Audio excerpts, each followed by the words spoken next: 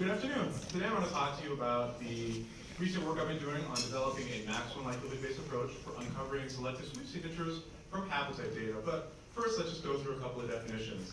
So positive selection is the process by which a selectively advantageous allele rises to high frequency in a population over time. In the example I have here, the red allele is under positive selection, and over time it's going to replace the blue allele.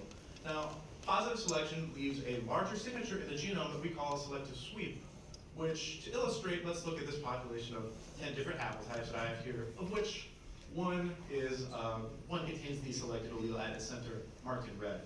As the selected allele rises to high frequency over time, the haplotypic background on which it resides also rises to high frequency. So positive selection will ablate diversity not only at the site under selection, but at sites surrounding the site of selection. So the example I have here is of a hard sweep in which a single haplotype rises to high frequency, but we can contrast that with a soft sweep in which two or more haplotypes carrying the selected allele also rise to high frequency. So it's a signature that might be a little bit more difficult to identify for some approaches, and there's still debate as to what the relative prominence of hard versus soft sweeps is. But the idea is that selective sweeps can point us to the direction of potentially important adaptive events in the recent history of study populations. And to motivate this point, I just want to give a couple of examples from the recent human literature. So the idea here is that if we sample from undersampled populations, we might still end up discovering new selective sweeps in humans. And one example is of fatty acid metabolism. So in both populations that cultivate cereal and populations that live above the Arctic Circle, what we see is a selection on the haplotype containing the fatty acid desaturase 1 and 2 genes. But in cereal cultivating populations, which eat a lot more grains and vegetables, we see selection on an increased expression of FATS1 and a decreased expression of FATS2, whereas the opposite phenotype is seen in Arctic Circle populations. So by sampling the Arctic Circle populations, we can tell that this sweep is actually a global soft sweep. Another example that has emerged from the recent human literature is related to vitamin D receptor selection. So in Tibetan highland populations, we see that the diet of individuals there tends to be low in vitamin D, and they also experience low vitamin D exposure through the sun because they're frequently going to be bundled up due to the cold weather. So we see a mutation of VDR that compensates for this potentially by changing the way in which vitamin D is metabolized. So just a couple of recent examples to suggest that detecting selective sweeps is still alive and well in humans, and of course in other populations, which underscores the need for us to develop new and powerful methods to actually determine what is a selective sweep and what's not. So to do that, I want to propose a method that again is a maximum likelihood-based method, and I'm going to describe that to you in 4 steps. Step 1 is going to be for us to take our population sample and scan through the entire genome, extracting spectra of haplotype frequencies and counts. We're going to use our analysis window to advance through the genome, and we're going to find that, for the most part, the frequency spectra we extract are going to look like what I have down here. For haplotype frequencies ranging from largest to smallest, we see a large diversity of haplotypes, and no single haplotype appears to be really high frequency. But occasionally we'll run into a window in which there's one haplotype at high frequency or a couple haplotypes at high frequency, and we're going to say that that's consistent with a selective sweep. But obviously the point is we've got to scan through, we've got to identify these windows. So we continue to track on. And in step 2, what we're going to do is take the frequency spectra that we extracted and truncate them at some value k. In this case, I have k equals 10 most frequent haplotypes. What we're going to do is take all the k10, for example, haplotype frequency spectra from all of our analysis windows and average them together into one master haplotype frequency spectrum, which we're going to call P for our sample. It's going to represent our expectation for what the distribution of haplotypes should look like in the absence of a selective sweep.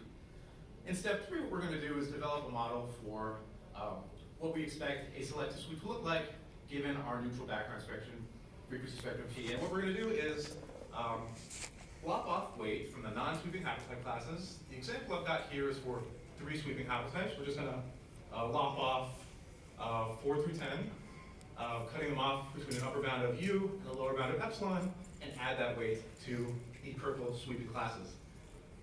So we're going to say that if we see a spectrum that looks enough like this, it's going to be consistent with n equals 3 sweeping haplotypes in our model. So step 4 is going to be for us to actually quantify the extent to which we believe that an analysis window is consistent with a selective sweep or not. So for each analysis window we extracted way back in step 1, we're going to assign a likelihood, L naught for consistency with neutrality, and L1 for consistency with a selective sweep.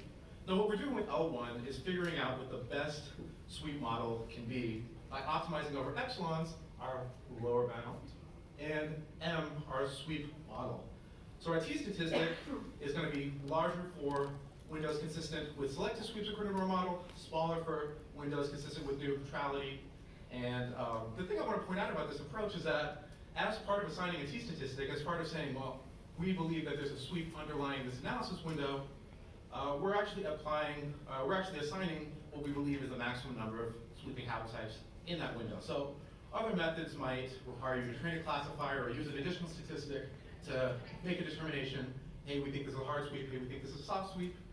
With our method, we bypass all that and immediately say, well, given this t-statistic, we believe some number m of sweeping haplotypes is consistent with what we're seeing. So let me actually show you how our method works in terms of power. So what I'm going to start by showing you is a couple of power curves demonstrating the performance of our method on simulated populations under human demographic histories.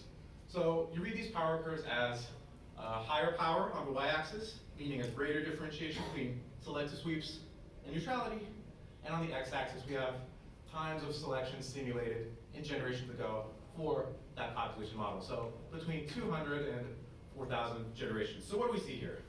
For a sub-Saharan African YRI population model, which is defined by its relatively consistent effective population size preceding an expansion, we see that we have power within the last 2,000 generations.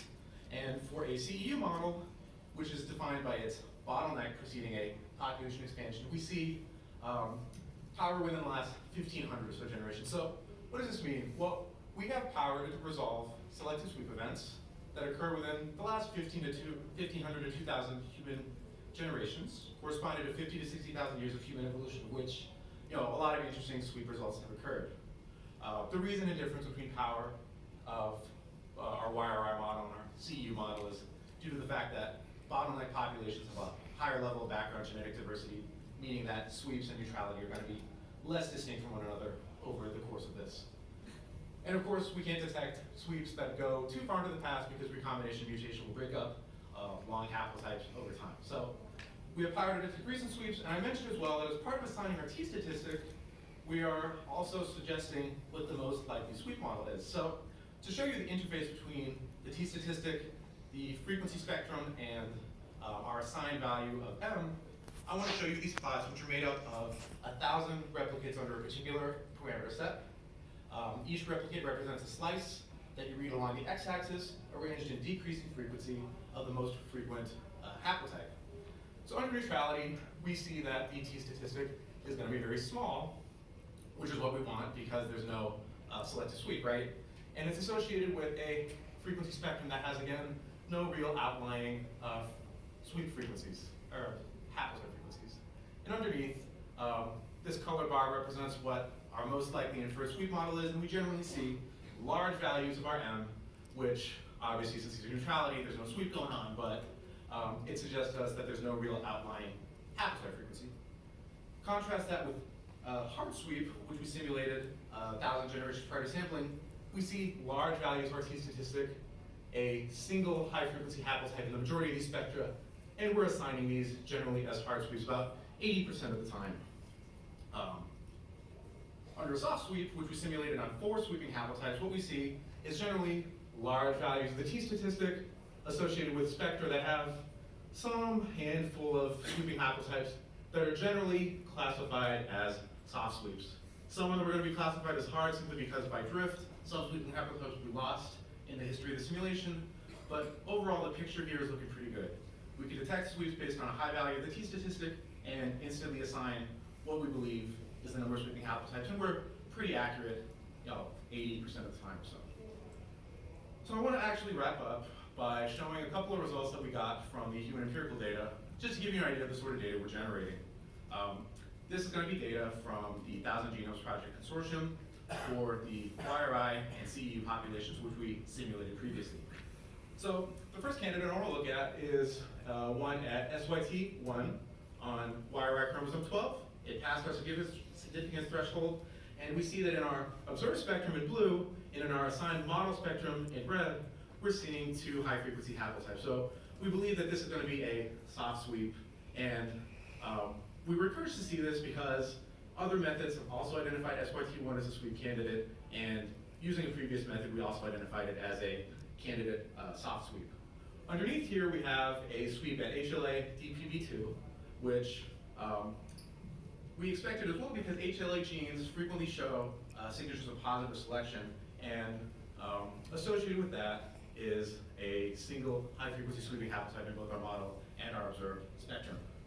So far so good. We're seeing what we would expect to see using this method that is, among other things, a little bit more efficient at calling sweep classes. For YRI, or for CEU, excuse me, what we see is a peak at COL5A2 on CEU chromosome 2 that is consistent, most consistent with 2 sweeping haplotypes.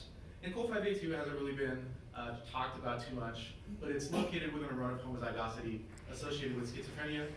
So there's that. Underneath here, we have a candidate at SPATA6L located at an isolated peak on chromosome 9 that is also associated with a single sweeping haplotype. And SPATA6L is a spermatogenesis-related protein, and spermatogenesis-related proteins have been frequently seen as candidates of sweeps in various populations, not just of humans, due to possible sperm competition in the history of these study organisms. So with that, we developed a maximum likelihood-based approach, a shiny new method to detect selective sweeps from distortions in the haplotype frequency spectrum that is the first method of its kind and does a great job of assigning selective sweeps as hard or soft. We found that we can use this method for multi-locus genotypes, so if you have unphased data for your non-model organism, the t-statistic works well here too. And finally, for those of you who do want to apply this, we have our model implemented in software called Lossy, the likelihood approach for selective sweep inference, which is available on our website down here. So thank you to my PI and everybody for listening, and I'll take questions.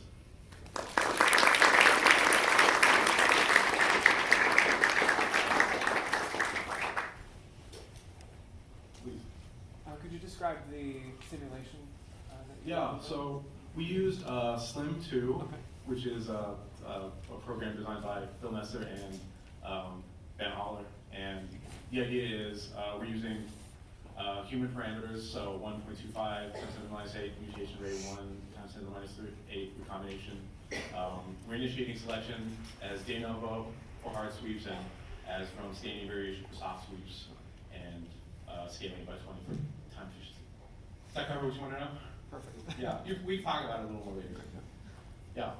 So when you're trying to fit the model, you're assuming a lot of those higher frequency sites moving to low frequency sites, right? Yeah. How are you also fitting like how many categories or how that counts? You're like moving those bins into, or are you like assuming like the lowest 3 rare ones? So we're optimizing over different models. So we can say we're optimizing over n equals 1, n equals 2, n equals so on, up to whatever the maximal allowable is by the spectrum. So that's why I say that it's a fast method to instantly infer.